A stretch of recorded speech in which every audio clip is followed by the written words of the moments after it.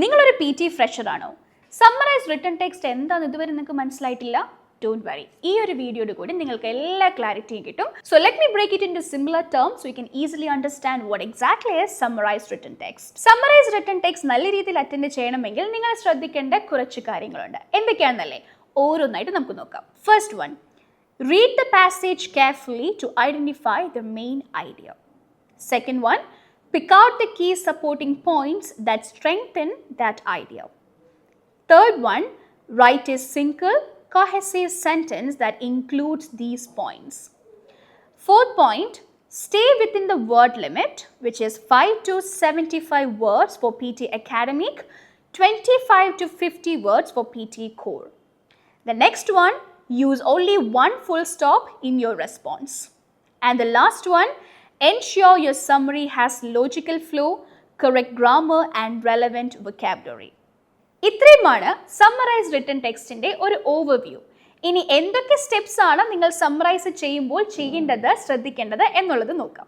So I'm going to share 7 steps with you to how to easily summarize a written text.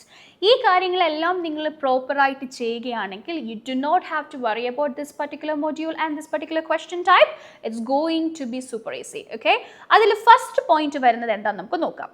Skim the main idea. Yes. എന്താണ് skim the main idea?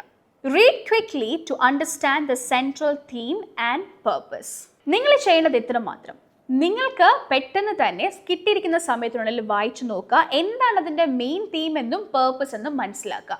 ഈ ഒരു കാര്യം വളരെ പെട്ടെന്നായിരിക്കും, ഒരു എക്സ്പെഡീഷ്യസ് task എന്നുള്ള രീതിയിൽ വേണം നിങ്ങളിതിനെ ഡീൽ ചെയ്യാനായിട്ട്. ഇനി നമുക്ക് സെക്കൻഡ് പോയിന്റ് നോക്കാം. Second point, identify key points. Highlight significant subject nouns, main verbs and essential information. ഇതിനെപ്പറ്റി കൂടുതലൊന്നും പറയേണ്ട ആവശ്യമില്ല അല്ലേ? നിങ്ങൾക്ക് വേണ്ടുന്ന മെയിൻ ആയിട്ടുള്ള സബ്ജക്റ്റ് നൗൺസും വേർബ്സും അതുപോലെ കീ ഇൻഫർമേഷനും ഒക്കെ തന്നെ ഹൈലൈറ്റ് ചെയ്യുക എന്നുള്ളത് ഇമ്പോർട്ടൻ്റ് ആയിട്ടുള്ള ഒരു കാര്യമാണ് സമ്മറൈസ് റിട്ടൺ ടെക്സ്റ്റിൽ. The third step is draft the summary. എന്താണ് draft the summary? Let's have a look at it. Merge the key points into a single complex sentence using conjunctions, relative pronouns or participle clauses.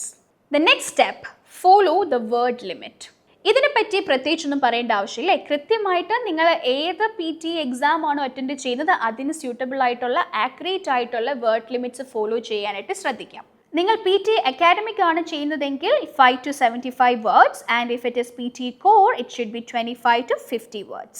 Step number 5, proofread carefully. Check spelling, grammar, punctuation and confirm you have used only one full stop. Summarise written ടെക്സ്റ്റിൽ proof reading വളരെ important ആണ്. Spelling, punctuation ഇതുപോലത്തെ കാര്യങ്ങൾ, grammar. ഇനി അത് മാത്രമല്ല, നിങ്ങൾ ഒരു ഫുൾ സ്റ്റോപ്പേ യൂസ് ചെയ്തിട്ടുള്ളൂ, ഒരു ഹോൾ സെൻറ്റൻസ് ആണ് എന്നുള്ള കാര്യങ്ങളൊക്കെ ഉറപ്പുവരുത്തുക. Step number 6, use linking words. Connect ideas smoothly with words like however, moreover or and. നിങ്ങളുടെ ഐഡിയാസ് കണക്ട് ചെയ്യാനായിട്ട് however, moreover, and പോലെയുള്ള connectors or linking words use ചെയ്യുക. സോ ഇത് നിങ്ങളുടെ സെൻറ്റൻസിന് കുറച്ചുകൂടി ഒരു എൻഹാൻസ്മെൻറ്റ് അല്ലെങ്കിൽ ഒരു ഇംപ്രൊവൈസ്ഡ് വേർഷൻ ലുക്ക് തരാനായിട്ട് ഹെൽപ്പ് ചെയ്യും.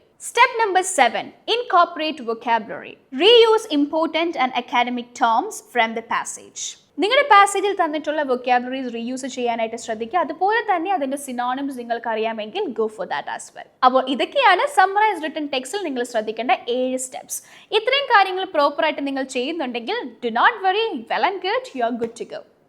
PT ഇനി 100% വിജയം. നീതൂസ് അക്കാഡമിയിൽ മാത്രം.